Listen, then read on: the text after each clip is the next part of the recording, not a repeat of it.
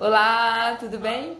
Não sei se você já assistiu a Ela Quer Tudo, uma série da Netflix, agora super babada, acho que tá na segunda temporada. Pois é, antes da série tem o filme de 1989 do diretor Spike Lee. A série é baseado no filme, então tem a mesma história, o mesmo personagem, só que com um roteiro muito maior, de 2 temporadas, como eu falei. O filme tem acho que 2 horas, sei lá. Bom, 1 hora e pouquinha, não sei. Mas o filme é muito bom, é maravilhoso, tecnicamente falando, né? É um filme bem conceitual, artístico. Spike Lee tá novinho, além de diretor, ele atua no filme. Então, assim, é um filme pra quem ama cinema se esbaldar. E é claro que eu vou problematizar ele aqui, porque sem problematização não há vídeos, não há vida. E para problematizar, fazer uma análise do filme Ela Quer Tudo, eu vou usar, né, ela maravilhosa, tchananã, a incrível Bell Hooks, e um ensaio que tem nesse livro, Olhares Negros, Raça e Representação, que é da editora Elefante, tradução da Stephanie Borges, maravilhosa também. Bom, eu vou usar a Bell Hooks para fazer análise do Ela Quer Tudo e não usar todo o livro, mas de certa forma toda a ideia, praticamente é isso que o livro trata, da representação da mulher negra sobre esse olhar imagético que a sociedade, que a branquitude tem sobre a mulher negra, e não só a branquitude, né, como a própria comunidade negra, como ela observa e representa essa mulher negra, né, os estereótipos e etc. O nome do ensaio que eu vou utilizar especificamente é o Vendendo uma Buceta Quente, representações de sexualidade da mulher negra no mercado cultural. Aí, por isso, eu cheguei no filme Ela Quer Tudo, que, aliás, é um dos filmes que a Bell Hooks cita nesse ensaio em um parágrafo, mas eu vou usar a ideia toda do livro, não só do ensaio, como do livro de uma maneira geral, sobre essa coisa da representação da mulher negra, voltada para uma questão super importante e tensa, que é a coisa da objetificação, né, da sexualização e misturada, né, essa mistura que eu já falei até no outro vídeo, essa mistura tóxica com o racismo. Então a Bell Hooks, ela vai falar assim que o olhar sobre a mulher negra é sempre um olhar falocêntrico, seja do homem branco ou seja do homem preto. E isso é decorrência de práticas patriarcais históricas, né? Então ela vai falar sobre mas por que os homens negros? Os homens negros, eles espelham, né, esses padrões dominantes, eles fazem o reverso desses padrões da branquitude, a mulher é sempre um objeto, inclusive a mulher branca, né? A mulher branca, ela é a propriedade do homem e também é o objeto, é uma coisa, né? Ela passa de ser, do seu dono é o seu pai, depois seu pai é o seu marido, depois essa mulher passa a ser objeto, propriedade do seu filho. Em caso de viuvez, né, é o filho que cuida da mãe. Então essa mulher não tem nenhuma liberdade. Eu tô falando no caso da mulher branca. E no filme Ela Quer Tudo, a gente percebe essa repetição, né, da mulher como objeto do homem. Você tem a personagem Nola, ela se apresenta como uma mulher livre, independente, que tem as relações que quer ter, né? E ela é extremamente ali objetificada, sexualizada, só que nos padrões hollywoodianos é sempre a mulher branca. Agora a gente tem uma diferença. É uma mulher negra e dirigida por um diretor negro. A Bell Hooks, ela não busca, ela resgata também essa representação de corpos da mulher negra, não só na cultura popular contemporânea, ela faz um puxado, um apanhado histórico dessa representação, dessas imagens que tentam representar a mulher negra desde a escravidão. Então ela vai citar, por exemplo, vai falar sobre as mulheres negras que eram expostas, né, nos salões europeus, né, completamente nuas, despidas, mulheres africanas. Você tem o exemplo da Sarah Baartman, que foi apelidada de Venus Hottentot, eu não sei nem falar Hottentot, né? Ela que após até falecer, o corpo dela foi mutilado e para virar objeto de estudo, né? Você tem esse exemplo mais conhecido até porque virou filme. Você tem toda essa curiosidade, né, esse interesse sobre o corpo da mulher, mas ele é visto sempre como inferior ao corpo branco. É bom sempre lembrar, como eu já falei, a mulher branca nesse período, ela é propriedade do homem, ela está num lugar também de inferioridade, mas em relação à mulher negra de superioridade. Mas eu vou falar isso porque eu sempre me questiono nas minhas leituras. E a mulher indígena, né? Qual o local dessa mulher indígena?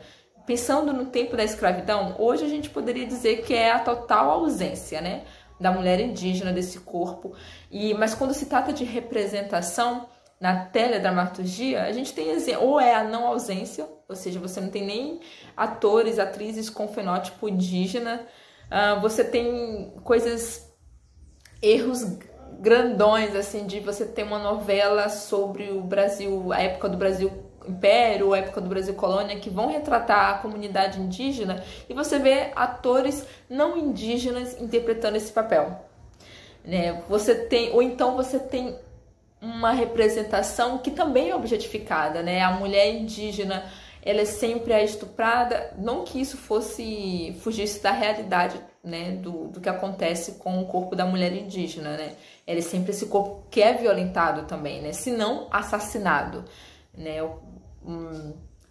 E na época Brasil Colônia, o feminicídio é um termo, eu sei que não é para época, mas a matança ela acontece muito em relação às mulheres indígenas.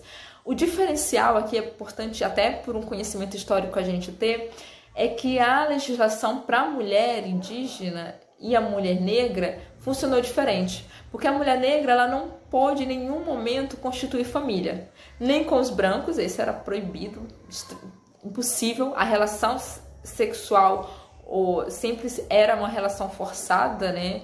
Era essa relação mais... E mesmo que fosse consentida, como da Chica da Silva, por exemplo, que se relacionou, casou-se com um cara mais importante da coroa portuguesa na colônia, que era o João Fernandes, a mão da coroa portuguesa nas Minas Gerais, mesmo assim, ela não foi aceita socialmente, claro, em relação da cor da sua pele, né? Ou seja, ela não pôde nem entrar de véu e grinalda na igreja, porque o casamento interracial não era aceito. O que é diferente da situação indígena, né? Porque já lá para o idos de 1700, você tem o Marquês de Pombal, que era o ministro das relações aí ultramarinas da coroa portuguesa. Depois vai ser um cara líder, né? Uma figura muito importante para a coroa portuguesa logo após o terremoto que atingiu Lisboa. Você tem integrantes da família imperial ali que não tá dando certo, não tá bem, a rainha Dona Maria I, que vai ser depois apelidada de a Rainha Louca, enfim, tá um conflito intenso, e o Pombal vira essa figura super importante, até ele cair em ser perseguido, mas enfim, ele vai ser um cara fundamental, porque ele vai liberar o casamento interracial entre brancos portugueses e mulheres indígenas, com a intenção, na verdade, ele não fez isso porque ele é um anjo na Terra, mas ele fez isso intencionalmente, devido a um tratado que ele assinou com a Espanha, e a Espanha e Portugal estavam brigando aqui pelas terras na América, e o novo tratado dizia o seguinte: a terra é de quem está povoando. Então Pombal foi lá estrategicamente e colocou os indígenas como vassalos da coroa portuguesa, e assim validando qualquer aldeamento indígena como um povoamento português, né? E não só isso, liberou o casamento interracial como essa necessidade, militarizou os indígenas para defesa do Grão-Pará, enfim, Pombal fez essas reformas que a gente tem que observar nessa questão da relação de família, casamento, da diferença tratada entre indígenas e negras. Aí voltando aqui pro presente, pra coisa contemporânea, a gente vai, e até a própria Bell Hooks, ela vai lembrar de como a mulher negra ela vai ser objetificada na cultura popular, né? Desde Josephine Baker, que é uma dançarina excelente e que todo mundo no início do século XX ficava fascinado com o balançar da sua bunda. E aí você tem não só a parte, não é por causa da Josephine Baker não, mas você tem essa coisa da bunda grande como um grande valor sexual, né, para a branquitude e para o universo machista, ou seja, dos homens negros também. E na cultura popular isso vai se reproduzindo, né? Desde Beyoncé, Cardi B, Nicki Minaj, enfim. Aí você pergunta, mas as mulheres brancas, elas não são sexualizadas, né? Elas são sim, claro.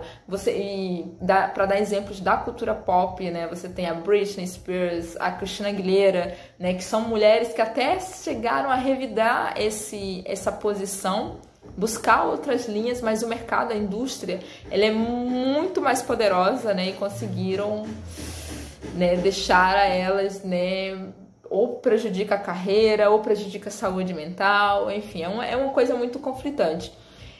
E tem outra coisa que a gente tem que levar em consideração em relação à objetificação da mulher branca, né? De como ela é aceita, de como ela é tolerada pela branquitude. Principalmente no caso dos Estados Unidos, você tem a coisa do WASP, né? Do WASP, ou seja, você é considerado branco se você é considerado branco. Você pertence a esse ideal de supremacia branca, com carteirinha e tudo, se você for branco, anglo-saxão, ou seja, descendente dos anglo-saxônicos, protestante, isso é fundamental, né? Porque você pode ser branco, mas ser latino, então isso não significa, não torna você parte dessa sociedade supremacista branca, estadunidense.